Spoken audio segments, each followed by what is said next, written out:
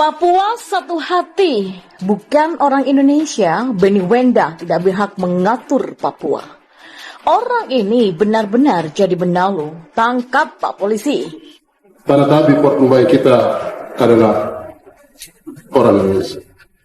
Kita negara kesatuan Indonesia, harga mati. Kalau untuk sesosok Benny Wenda, saya sendiri tidak pernah kenal dengan beliau.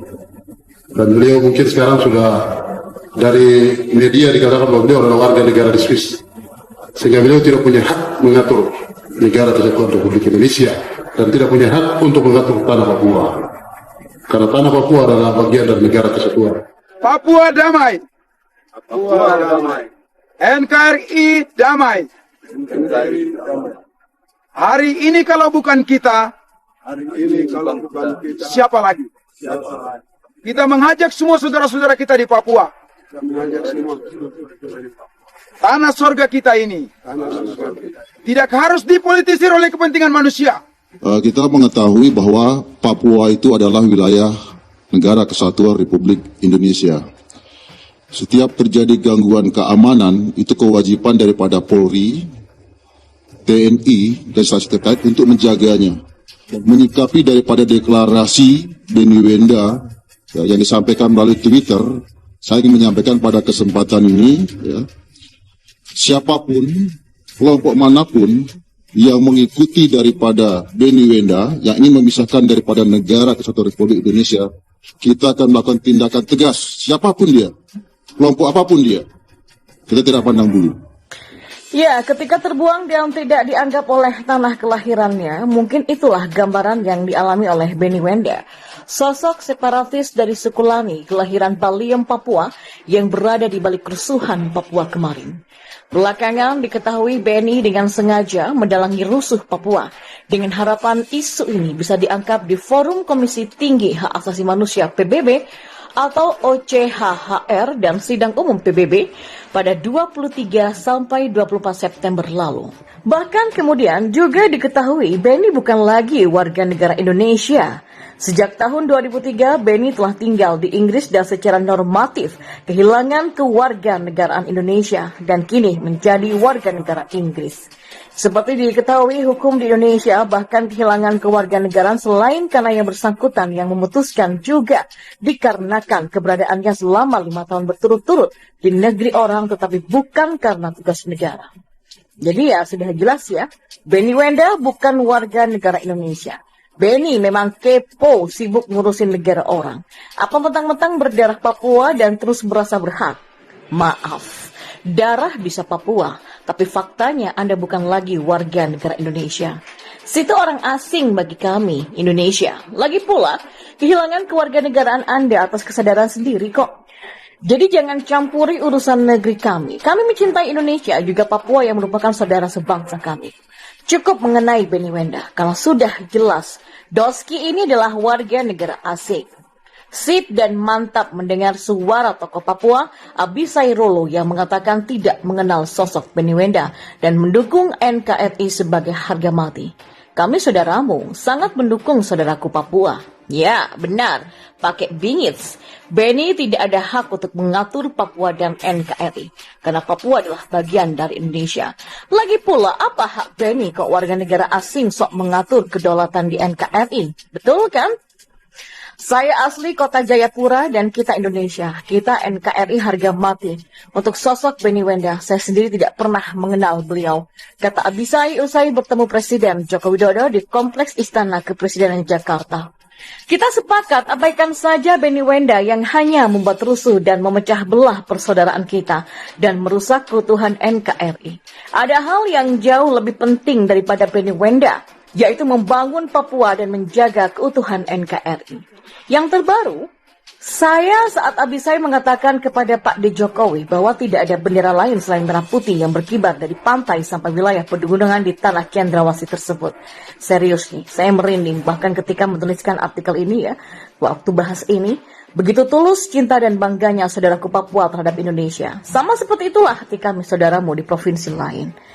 Bendera merah putih itu dikibarkan dari ombak putih-putih sampai gunung biru-biru. Tak ada bendera yang lain, hanya satu bendera. Bendera Sang Saka merah putih, ujar. Mungkin bagi Papua, Indonesia dirasa belum cukup mencurahkan seluruh perhatian selama ini. Tetapi, percayalah, Indonesia tidak akan membiarkan siapapun merebut Papua dari bumi pertiwi. Kita ini hanya dipisahkan oleh lautan, gunung, dan bukit. Tapi hati kita satu. Hati kita hanya untuk Indonesia. Ibu pertiwi Indonesia yang sudah melahirkan kita, meski dalam perbedaan, tapi percayalah, tidak pernah membedakan. Sama halnya seperti seorang ibu yang tidak pernah membedakan cinta kasihnya kepada anak-anaknya dalam karakter dan keunikan mereka masing-masing. Jadi mari bersama Presiden Jokowi, kita berjalan bersama membangun negeri ini walau jika kita bicara jujur, selama periode pertama Jokowi, seluruh perhatian dan hatinya sudah tercurah untuk Papua. Kami pun saudaramu yang lain menyadari kelengahan kami selama ini dan izinkan kami untuk menjadi bagian dari sukacita di tanah Papua. Terima kasih untuk kehadiran tokoh Papua yang juga Ketua DPRD Kota Jayapura, Papua, Abisai bersama 60 orang perwakilan tokoh Papua dan Papua Barat pada beberapa waktu yang lalu bertemu dengan Bapak Jokowi untuk menyampaikan 9 tuntutannya kepada Jokowi, yaitu yang pertama adalah pemekaran wilayah. Revisi Undang-Undang Nomor 21 Tahun 2001 tentang otonomi khusus bagi Provinsi Papua dalam Prolegnas 2020. Pembentukan Badan Nasional Urusan Tanah Papua, penempatan pejabat-pejabat eselon 1 dan 2 di Kementerian dan LPMK, pembangunan asrama Nusantara di seluruh provinsi dan menjamin keamanan mahasiswa Papua, menerbitkan instruksi Presiden untuk pengangkatan ASN honorer di tanah Papua, lalu percepatan Palapa Ring Timur Papua, pengesahan lembaga adat perempuan dan anak Papua, dan juga pembangunan istana kepresidenan di Papua. Berharap kini kita bisa satu hati menjaga keutuhan NKRI. Karena kalau bukan orang Indonesia, lalu siapa yang akan menjaga Ibu Pertiwi, bukan? Jadi mari sama-sama kita kembali saling berangkulan dan bergandengan tangan. Tak ada yang berbeda di antara kita kecuali jarak yang memisahkan. Tetapi di bumi Pertiwi Indonesia inilah kita dilahirkan. Sejatinya kita harus membela Indonesia, membiarkan bendera merah putih itu berkibar. Tidak hanya di Provinsi Jawa, Bali, Sumatera, Sulawesi, tapi juga di bumi Cendrawasih, Papua. Kerinduan kami melihat putra-putri Papua membawa harum nama bangsa Indonesia di dunia internasional dan dengan bangga berteriak lantang, saya adalah orang Indonesia. Saya bangga terhadap Indonesia karena saya mencintai Indonesia. Ya, beberapa minggu terakhir ini kita memang melihat berita tentang Papua memenuhi media konvensional ataupun online. Teman-teman penulis sudah membahas kemungkinan hadirnya persekongkolan haram antara pihak radikal pendukung khilafah, pendukung Orde Baru, pemodal besar dan gerakan separatisme yang ingin memecah Indonesia. Bahkan Mas Nafis, detektif digital SeaWorld, telah bekerja menyingkap media-media pendukung Papua Merdeka. Maka saya hanya membahas faktor-faktor yang dituju pada pihak-pihak yang ingin Papua lepas. CSIS, yaitu Center for Strategic and International Studies, meneliti gerakan kemerdekaan atau separatis dalam konteks internasional sekarang lewat makalah Independence Movement and Their Aftermath, Evaluating the Likelihood of Success.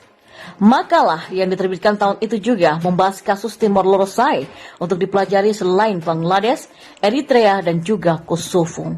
Saya sengaja mengutip makalah ini karena bisa kita gunakan dalam bahas soal Papua. Menurut makalah itu, ada beberapa faktor yang harus dicapai agar gerakan tersebut sukses. Yang pertama, lingkungan internasional. Gerakan separatis kecil tidak dapat mempengaruhi lingkungan internasional secara keseluruhan, tapi mereka dapat membuat riak-riak kecil.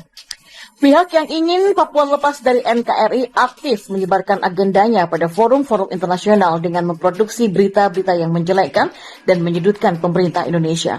Tetapi mereka tidak pernah menyinggung usaha-usaha pembangunan yang dilakukan pemerintah di Papua.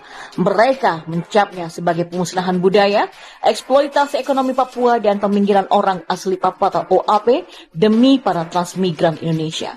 Selain itu, tanggapan negara-negara besar pada tujuan gerakan tersebut menentukan, seperti yang tercermin dalam berdirinya negara Timur Leste, yang tidak lepas dari dukungan Australia dan Amerika Serikat menjelang akhir Perang Dingin. Negeri Paman Trump bisa saja mendukung Papua lepas dengan harapan bisa bernegosiasi, yaitu syarat yang menguntungkan bagi mereka. Tapi bila itu terjadi, sebelum kontrak mereka habis, maka mereka akan menanggung kerugian yang tidak sedikit. Perbedaan politik tersebut tidak menghalangi beberapa politikus dan media massa Amerika untuk mendukung gerakan kemerdekaan Papua.